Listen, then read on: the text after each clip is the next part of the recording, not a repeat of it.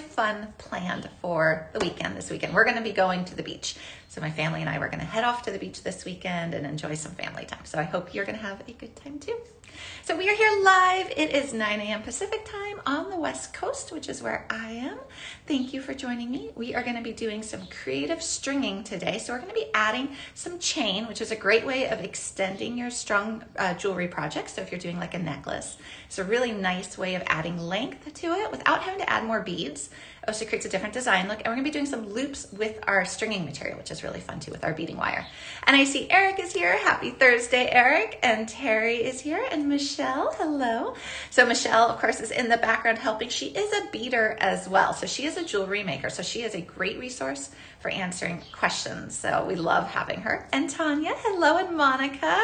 And Giggles from Arizona, hello. Okay, we got a good crew here today, and we're going to have fun doing this. So I'm going to be using cushion stones again, but just 3 of them. So if you remember, I think it was last week, we did some earrings with cushion stones, which are like what I have on right here. And they are so fun because they really show up from a distance. So even if I kind of pull back a little bit here, you can see that those cushion stones really catch the light. So I'm going to use them in the necklace design. If you want to go back and see some of the earrings we made with them, you can. All these shows are saved and archived. So even though Beadaholique is going out of business, and of course we have our 40% off going out of business sale, all of our videos are going to remain. So we're going to keep them up on YouTube. So if there's shows like this one here, which we can always go back and watch the replay for again too. So that'll be a great resource for years and years to come. So we're going to keep those up. Hello, Tilly and Nancy and Ellen. Hello, everyone. Okay, so in with the cushion stones, what we're going to be using too are these. So I don't think I've used these in a project before. These are check glass and they are vintage style leaves. They actually are called that. And I like them in these opaque colors. I added a couple to that shopping bag. If you remember, that shopping bag is kind of your resource for everything that I'm gonna be using. And just, you can see it all at once. You can learn about quantity, price. You can add it right to your shopping cart from there. But I put a couple other colors of these in because I think they're really neat. So I like these. We're gonna be using cushion stones, these vintage style leaves, some chain, lots of fun stuff. Hello, Sandra and Maria and Santa Barbara girl. And I know I missed a ton of names as I was talking. Thank you guys for joining me. We're going to be having fun today. So I see some floating hearts, thank you. That's that little heart button. If you click on that, it gives me floaty hearts. There's a little arrow if you want to share. And then, of course, as soon as the show ends, the replay becomes available too. All right, Sheila, hello, and Debbie, hello. Let's go ahead and flip the camera down so that we can start beading right away. Dee, hello as well. So we're cloudy out today. If you can see kind of my backyard, it's a little bit of a cloudy start today, which is unusual. Hello, Nina from Colorado. I've seen Texas. I saw, where else did I see coming from? I know I saw Arizona, Colorado, Texas. We're gonna have fun today. All right, so here is my beading table. Let me kind of just position this so we can see it. Hello, Karen. All right, so for tools. Okay, let me go over the tools I'm gonna use first because I noticed I kind of been neglecting this in some of the past lives. I've been so excited to get to the beads that I forget about the tools. Hello, Jan from Montana and Barbara from Montana. Oh, and Sandra from Indiana, hello. Okay, so we are gonna be using just a standard crimping plier today because we're doing a strung necklace design. We're gonna be using a cutter. Now this is a great cutter that will cut regular wire, but also beading wire. So this is kind of my all-purpose cutter. Use it for everything except for memory wire. And then 2 pairs of chain nose pliers. So these are the tools that we're gonna be using. Oh, I also wanted to use a bead stopper. Let me see if I can find one. Yep.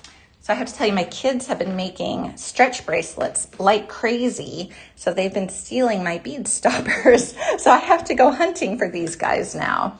So they're never where I leave them. So we'll also be using a bead stopper. And then that's it for our tools. My mat, because I know I often get questions about it. My mat is what they call a treasure mat. So it's got these little slats here, these little spots, or spots, these little cubbies, so you can organize your findings. So that's my beading mat. And then we have a whole host of really pretty beads. Oh, hello, Lisa and Kim. Wow, I love seeing where everybody's from. Pennsylvania, Maine, California. It's wonderful. So these are the cushion stones. Oh, yes, my kids have been going crazy making bracelets. They've been making like 10 bracelets a day, and they're wearing them stacked. So the way they're wearing them is they're wearing like 10, 12 bracelets on an arm. It's pretty awesome. Okay, so we've got some cushion rounds. These are check glass. And again, those are the same beads that I used when we were making earrings together the other day because they're just really pretty. And then these leaves are cool. These also are check glass, and this is what they look like up close. So they have a little bit of detail in them, and they're called vintage style check glass leaves, which is really neat. And then we're going to be using these pearls. These also are check glass. I thought the pearls go really well with the cushion stones because the finish is very similar. I love it, Santa Barbara girl. Yeah, so my boys, they always are, oh my gosh, every time that I set up like this little setup here, they instantly just, they zoom in on it and they start playing. And I have to be like, okay, you can play, but just make sure you leave it, because if, like I was telling my youngest just a few minutes ago, he was wanting to take this clasp. I was like, well, you can play with it after, but if you take it beforehand, I'm going to be missing my clasp. So I always have to have a conversation of like, we can play with it, but please leave it. Okay, and then I'm using some half coat silver check fire polish in 6mm. I've also got that same bead in a 4mm. So this is kind of a good size comparison. So you can see that even though 4 and 6 don't sound that different, there is a big size difference between a 4 and a 6. So 4 and a 6. So we're going to use those to add a little bit of extra silver. And then I've got this really pretty check fire polish as well. And maybe Michelle can pop up what the name is. I don't remember the name, but I thought it was really pretty. Hello, Emily and Latidra. Hello. Oh my goodness. PJ, hello. And Myra, hello. Kate from Delray Beach, Florida, hello. All right, so we got all of those. So I think that's all of our beads, our bigger beads. And then we're going to do these 3 tubes of seed beads. I have a demi round in an 8/0. I have a little 11/0, kind of this semi-glazed turquoise. And then I have more of a traditional turquoise in the 8/0, which is this is just opaque turquoise. This is a bead I use a lot. I feel like this kind of goes in the same line of having like a crystalline silver or a gold, like a starlight, galvanized starlight. This is a classic bead that gets used again and again. All right. Oh, and I forgot to mention, if you are watching us on YouTube or Facebook, welcome. I can't see your comments live. So if you're commenting and saying hello and I'm not responding, it's not that I'm ignoring you. I can't see those comments live. But there is a link in the description of your video. If you follow that, it'll take you over to Beadaholique. And then when you comment, I can see it, which is what we want. We want to be able to talk. Yeah, Tilly, beads do keep kids off screen. So that is definitely a repeat conversation we have in our house of screen breaks. You know, you guys have been on too long, take a screen break. So then what we have is we have like craft bins. And so one of them is all jewelry making supplies. Another is like perler beads. Another is like felt and pipe cleaners. So we try to bring out the craft bins when we say screen break. And so bracelet making has been a big one lately, this whole summer. All right, so let me see. All right, guys, I'm trying to read the comments as I go, so my apologies if I pause. I'm going to be using this beading wire. This is Beadaholique 19 strand, 0.015. So just a quick note, I know as we are going through our sale process here and our closing process, I don't think we have this in stock anymore. I did put some similar ones in the shopping bag, and that's just probably going to happen more and more as we go through the sale process, as things sell out. I'm just going to have to find some kind of similar ones that we have in stock compared to what I have on hand. So you're going to want just a nice beading wire. Maybe you already have one at home too. I love the 0.015, 0.014 is good too if you're doing soft flex. They work really well with your 2x2 crimp tubes. So here's the little crimp tubes. So that kind of medium size beading wire is really good with those crimp tubes. So that was a quick note. And that is also a good reminder that everything you see here is 40% off. We are closing, and so everything is on sale. So, okay guys, let's start creating. So I'm gonna start by showing you what we're gonna make, because I haven't even done that yet. Here is our project for today. So we have these cushion stones, and what we're gonna be doing here, we're gonna be doing loops, and this actually kind of is easier to show when it's laying down because it sits a little better. So what we're doing is we are doing a more traditional stringing project, but then we're actually going to be looping our beading wire, which is what I love, because it kind of creates a different element to it, but you don't have to like stop, build something separately and then add it to your design. You do this in the process of your regular stringing, which is what I really enjoy. So you can do a ton of loops. We could have done 5 loops. You could have done smaller loops. Kind of this technique you can take and do a lot with. Then we're also going to finish off our necklace with chain. And I did 2 strands of chain. So I just did like a double strand here, and you can see I connected it right to the beading wire, and we've got that crimp tube in there. And then up here, I just attached it via a jump ring to the clasp. So pretty easy to do. And then I wanted to show you, just because we did this in a previous live, you can also do this as an attachment method, and you can always go back and watch the replay. So another way of attaching the chain is to add a little seed bead decoration right here. And then this was a finished chain necklace that I just cut in half. So that's another little kind of tip trick, is you can take a finished chain necklace. Of course, the clasp is already going to be attached.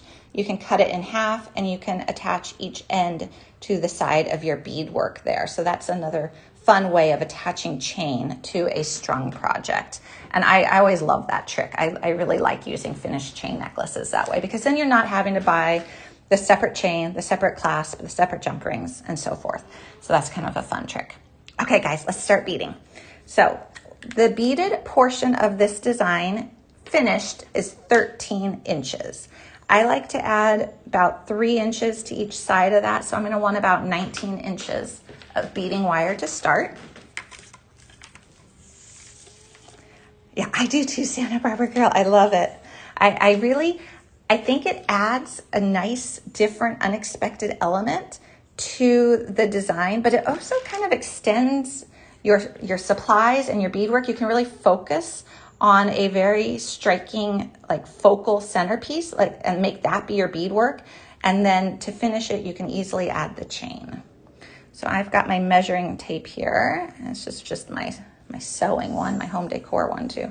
So I'm just gonna measure 19 inches. And cut it. Okay. Okay, so I've got this right here. And I'm just gonna put the little bead stopper on the end, about 3 inches from the tail. So just give it enough room for you to, at the end of the day, add that chain and loop it back around. So you wanna have enough that you're not struggling with it, but you also don't wanna waste material, so you don't need it too long. Oh, it does. Okay, Monica, that is a great question. Oh, thank you, Melissa. How do you know which size crimp tubes to use? Great question. So these are 2x2s. Usually it will say, this is a little bit faded, right on the container of the beading wire. It usually will give you a little guide and will tell you what size crimp bead. Before this got rubbed off, this was the bead, this was the tube, and I'll say like a size 1, a size 2. So that will tell you. Also, the product listing, if you go in and you click on more information about the item, it will often tell you as well. And then I think we have a resource guide as well, like a size chart that maybe Michelle can find that kind of breaks down which size beading wire goes with which size crimp bead and crimp tube. When you're dealing with like 0.015, you can know that you're going to be safe to use a 2x2 crimp tube.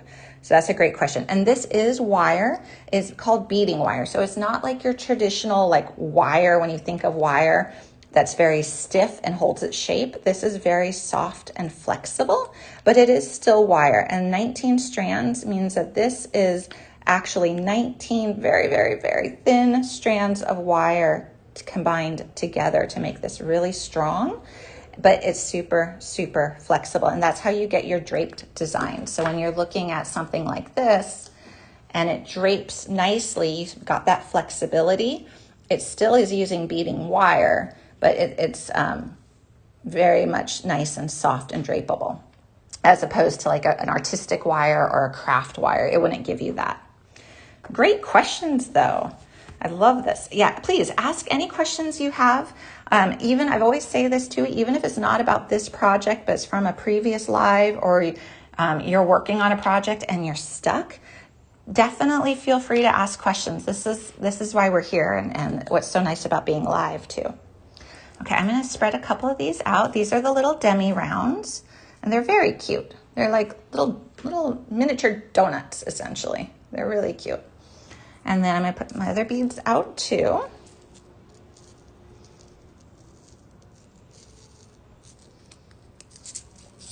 And I like this color palette. I was having fun with like the blue, like the steel blue and the turquoises. They were fun. Okay, so now we don't need a needle. So when you're working with beading wire, you just can put it right onto the tip of the wire itself. So you don't actually need a needle, which is nice. So we're gonna start by putting on our crimp tube, which is what we're gonna crimp at the end of the day here, but we're just gonna make sure that's in place at the very beginning. So when do you choose 49 strand over 19 strand? So usually a couple factors. I would love the community to also share their thoughts too. One is the weight of your beads. If you have really heavy beads, you're gonna want a heavier, like a thicker strand. I guess thicker is not the right word. Like the 49 strand is better for the heavier beads than perhaps a 7 strand. Also the flexibility. If you want something to be really, really soft and drapey, go for some of the higher strand counts, like the 19 or the 49, as opposed to the 7. So, great questions. What size crimp tubes do you use? I use a 2x2. So a 2 millimeter by a 2 millimeter crimp tube, and that's what it looks like. And if you've ever been like struggled with crimping before, I would recommend a crimp tube as opposed to a crimp bead. So the crimp tubes I find are just easier to crimp. They're also easier to kind of grab in your crimping pliers when it comes time to do that. They don't roll around so much like a crimp bead. Okay, so we're gonna start with our beads here. So I'm just gonna put on one of the demi rounds, and I'm just gonna recreate this necklace here. And then we're gonna do 3 of these pretty blue colored check glass that I don't know the name of. I don't know what color this is. I need to be able to access that shopping bag. Okay, so we've got those, and they're really sparkly, pretty check glass. And then we're going to do another demi, followed by another one of those blue ones. And of course, you can deviate from this pattern. This was the pattern I came up with, but when you've got your beads in front of you and you're having fun, add them in any order that you like. So that bead stopper, yeah, Tilly, I 100% agree. Crimp beads are annoying, I agree.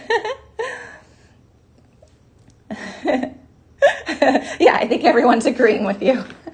Yeah, and I think that was my problem too, because I've shared this story before, that was definitely my most frustrating jewelry making learning experience, was how to crimp a bead.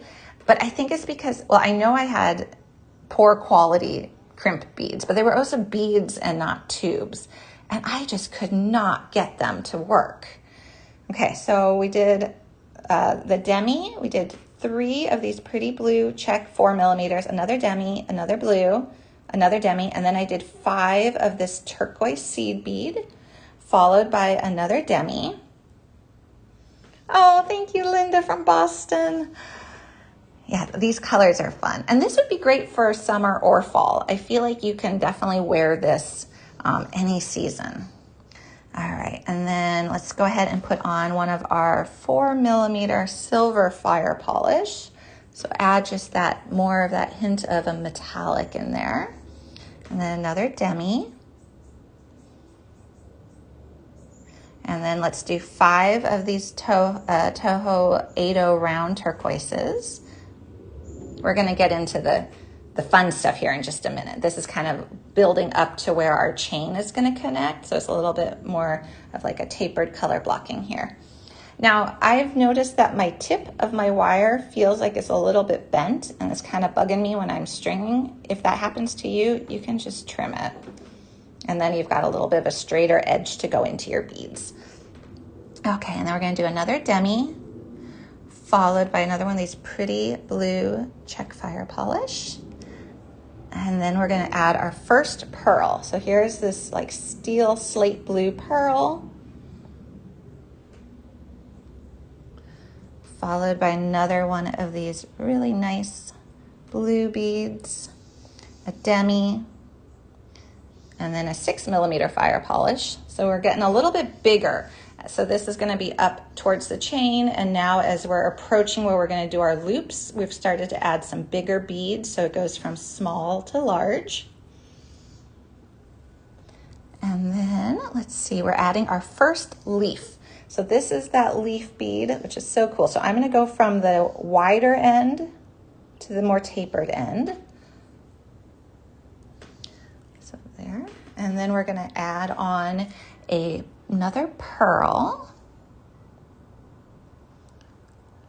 followed by another one of these pretty blue beads, and a demi, and then our first cushion round. And then we're gonna make a loop.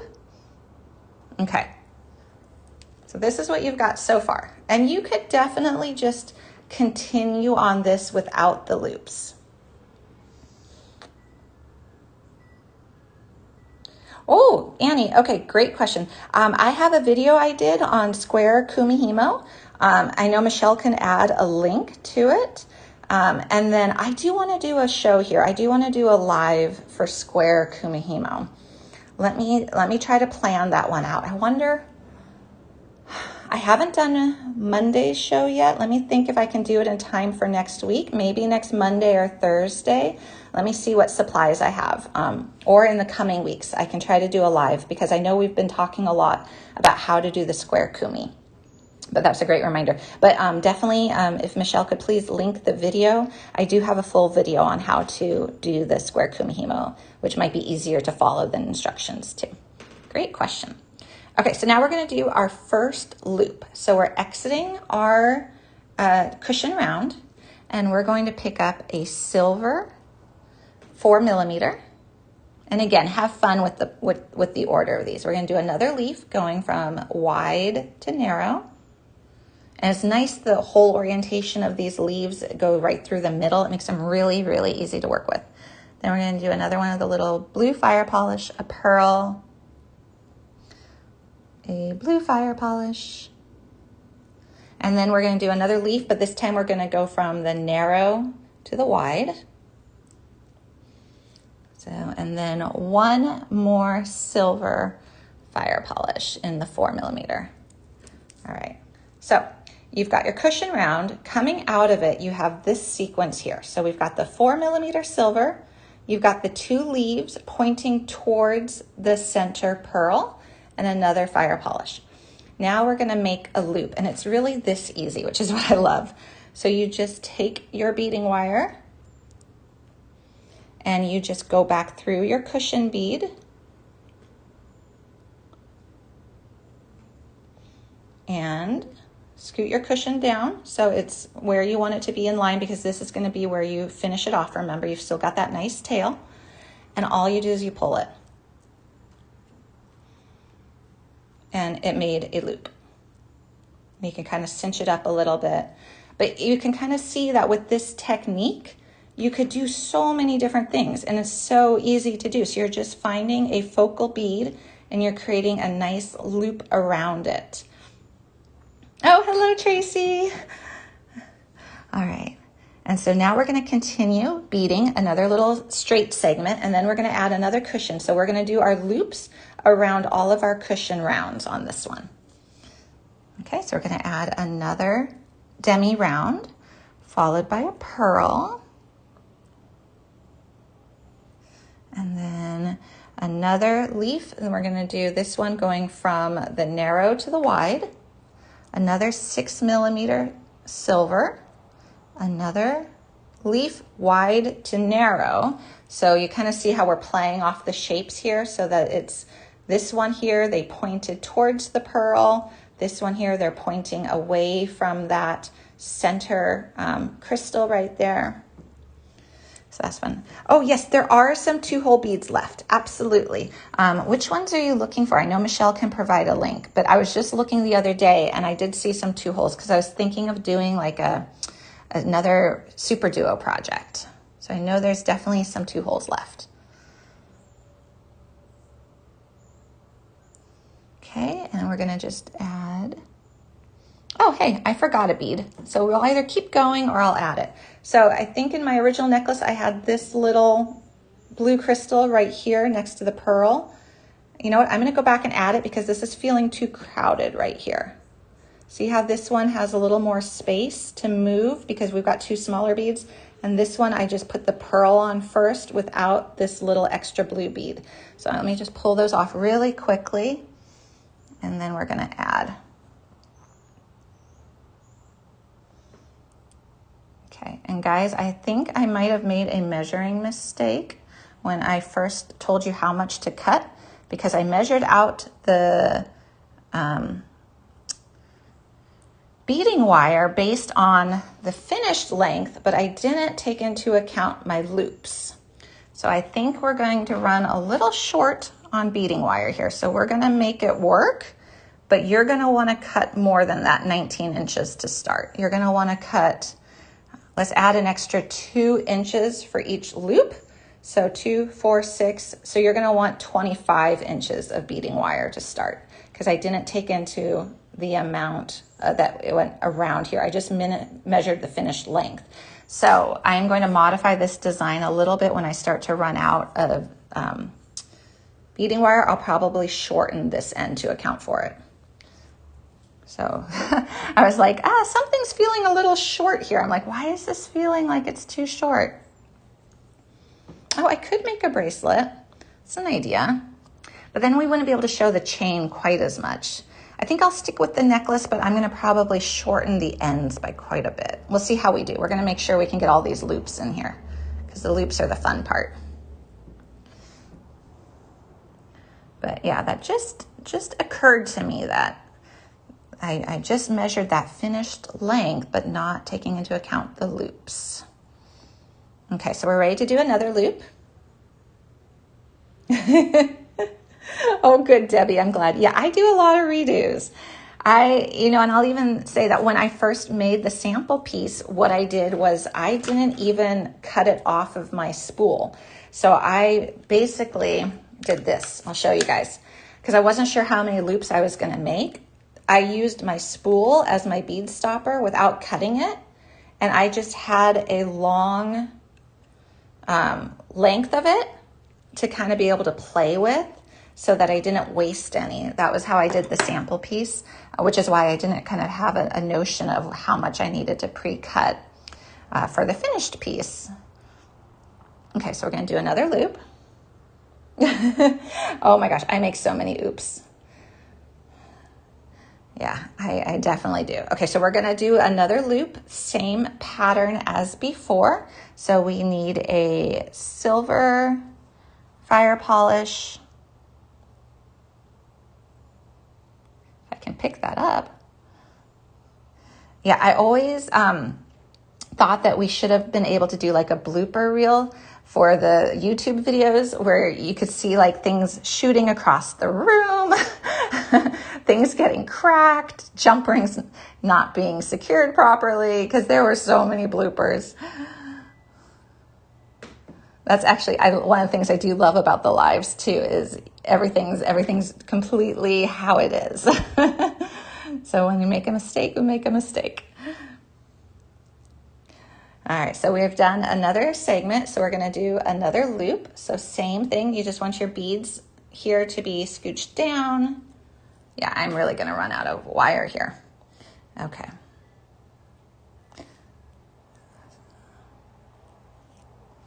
All right, so here we go. So we've got 2 loops. And then I don't know if I have enough room for a 3rd loop here, so that's interesting. So maybe what we're gonna do is we're gonna make this a single focal. So we saw how to do the loops, so let me look at the sample. We're gonna kind of talk our way through the sample, and then I'm gonna make it a single focal. So for this one, now I'm thinking cut even more than 25 inches. I would give yourself like 28 inches. I ran out of wire really quickly there.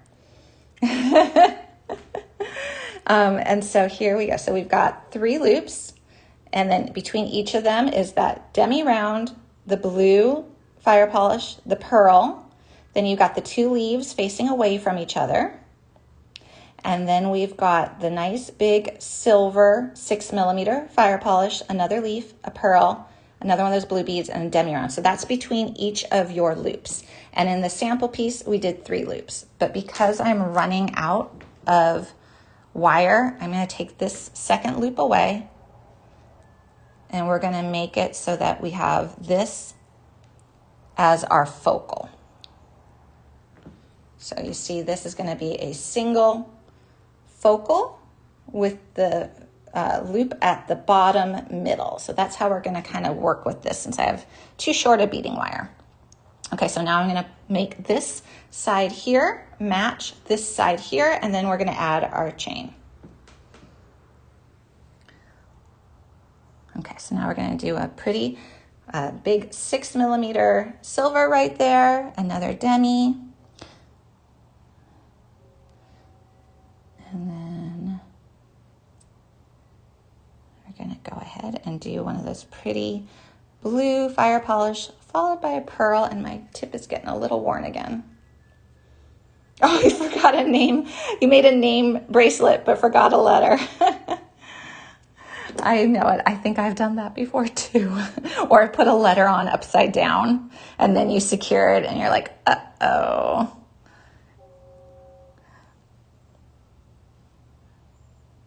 Okay, so I'm just recreating that other side. And it's pretty with just one. That's kind of a pretty little focal right there. Okay, and then we're going to do 5 more of these turquoise 8-ohs.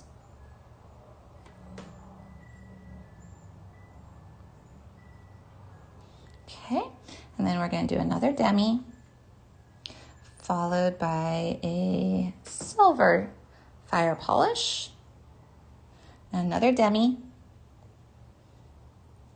Okay, and then we're going to do 5 of this kind of semi-glazed, kind of muted turquoise right here, which is the 11-ohs. So we got those on there. And then we're going to do another demi, one of those pretty blue fire polishes. I love that color. It's just very, oh gosh, what's the right word? It's just kind of mesmerizing because it's not truly silver. It's not truly blue. It's just got a really pretty color to it. Okay, and then we're going to do 3 of those, little 4mm.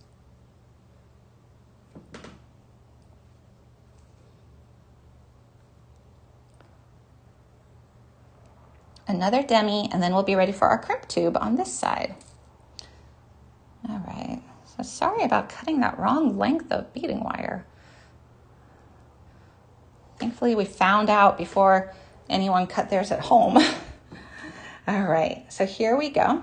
So this now is our focal. So if you can see, this is what our focal piece looks like. And we've got identical sides here. So, and then the leaves here are pointing down towards it. And then what we're gonna do is we're gonna add some chain now, and I have a little toggle clasp ready for the end of it. Now we do have this toggle clasp in stock. I put a couple other options in there. I do believe that this one here is now out of stock, this little one, but I did put a couple other options in there, and they're by TierraCast. Oh, good, Dee. Okay, I'm glad. I'm glad that you like this one better. So for my chain, this is the chain I'm using. It's this really pretty sparkly one. I always think of this as like a diamond cut. I think I've seen it referred to that before because it's got so much sparkle to it, and they're these pretty oval links. So for the sample piece, I used 2 lengths of chain cut at equal lengths, and then just attached them with the beading wire down here and the jump ring up here. Because I need more length of chain now, because this was a longer beaded portion and then a shorter chain portion, this one's going to be kind of the opposite. I'm going to take my length of chain here and I'm going to cut it in half and use 1 length of chain on each end. But for either method, you only need 1 foot of chain. So for this one, we can do it where it's a single, so it's 6 inches on each side. For this one, I did 3-inch lengths. So 2 3-inches over here, 2 3-inch lengths over here, giving us a total of 1 foot. So you would just need 1 foot of chain for either one of these scenarios. So I'm just gonna take this and cut it in half. I love this chain, it's really pretty. And it's a great silver color. Okay, so I'm just gonna find the midway point and cut it. Okay, and then what I like to do is I'm gonna just double check that I actually have equal lengths of chain. I like to just take a head pin and go like this. So now they're lined up together, and make sure that one is not longer than the other. And they're the same. So we can see their end chain lengths line up. So this is going to be 6 inches and 6 inches. And then if you were up here, you would do 2 lengths of 3 inches each and 2 lengths of 3 inches. Okay, so now to attach it, let's go ahead and use the side that does not have the bead stopper on. So we're going to make sure our beads are all scooched down, but not too tight, but you don't want any gaps. And we're going to just take the end chain link and we're going to go right through it. So this is really an easy way of attaching chain. So it's just on there. Now we're going to loop back around and just go through the crimp tube. Okay, so we've got that. And now we're going to pull that down. And what you want is you want it to have some flexibility. You don't want it too tight. And you want to have it so that your beads, there's no gaps, but you also don't want them stiff and kind of kinking up together. So you just want kind of a nice gentle tension. And even a little gap is okay. A little bit of wiggle room right here is okay. So now we're going to take our crimping pliers, and we've got those 2 notches. We're going to do the back notch first, which is like our little kidney bean right there. Okay, and we're putting that into the back notch. If you can kind of see, it's just sitting in there, and I'm pulling my cord off to the side because we're going to create 2 channels here. So you can kind of see it's just like that, and then we're going to, let's see if I can get a good shot of this. We're going to squeeze, and it created a little like kidney bean shape. Now we're going to put it in the front notch standing upright. So I've got it upright in the front notch, and we're going to squeeze, and that folds it over to make like a little sandwich. And then I'm going to cut this rough cut just so it's a little shorter because that was a little long, and I'm going to go through the bead next to it. You can go through a couple beads, you can go through 1 bead, whatever you like. Some people trim it right where it exits the crimp tube as well, which is fine. So you just will find what you prefer. I like to just go through the 1 bead next to it and then trim. Oh, I didn't trim that very well. Go in there. Okay, and trim. And now what we're going to do is we're going to go to the other side and do the exact same thing with our other cut piece of chain.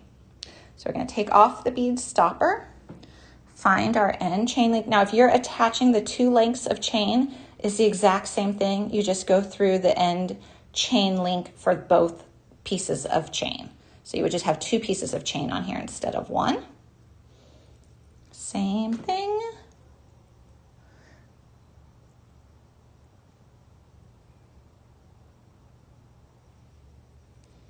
Okay. And pull. And just make sure you have no big gaps there. And you want to have that little bit of wiggle room so it can move freely and not be stressed. This can be pulled down a little bit. You can kind of use your nail and just kind of pull it and then cinch it up. Okay, and then we're going to go in and crimp this one. Again, that back notch and pulling away our cord so that we've got two channels that will be created. Okay, and then front. Ah! Okay, so another oops that just happened. I don't know if you guys saw that. I just cracked my demi round. So good thing to pay attention to that I made a boo-boo with. I cracked the bead because I crimped it. I crimped it too close to that bead. Yes. So another good oops on live, but that's good. It happens. So what not to do is crimp so close. Let me show you on the other side.